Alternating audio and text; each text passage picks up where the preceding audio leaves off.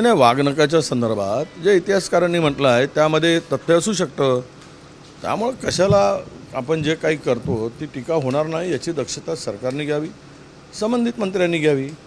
आणि याच्यातून आपण जे काही वाघनखं आणायचं आहे ते काही दिवसासाठी ती वाघनखं दिली आहेत.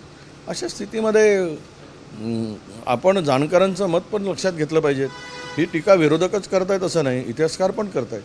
त्यामुळे यातली सत्यता पडताळणं गरजेचं आहे. विशालगडासाठी संभाजीराजे जबाबदार असल्याचा एक व्हिडिओ समोर आला. आता कुठेतरी ह्या सगळ्या घटनेमागत त्यांच्यावरच ठपका ठेवला जात आहे. काल राजे शाहू राजांनी जे खासदार आहेत सन्मान्य त्यांनी हात जोडून जनतेची माफी मागितली. हा मोठेपणा आहे. राजे खरं म्हणजे मला त्यांना मी त्यांचं अभिनंदनच करतो. आणि आमचे खासदार म्हणून आणि पुरोगामी विचाराचे पुरस्कृत म्हणून राजेंनी झालेल्या घटनेबद्दल जी जाहीर माफी मागितली त्यापेक्षा मोठं काही असू शकत नाही.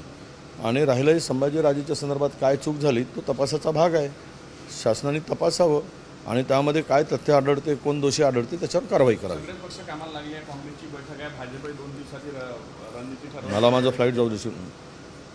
नाही, बैठका सगळ्यांच्या सुरू झालेल्या आहेत. पक्षाच्या कामं आता सुरू झाल्या आहेत. निवडणुका जवळ आलेल्या आहेत. जो तो पक्ष आपल्या पद्धतीनं काम करतो आहे. इलेक्शनमध्ये काँग्रेसच्या बाजूनं सगळं वातावरण आहे.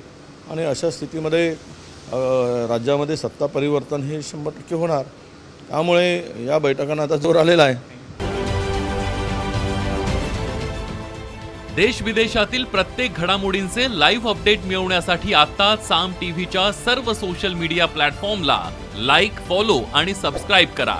तसंच सर्व नोटिफिकेशनसाठी बेल आयकॉन प्रेस करायला विसरू नका.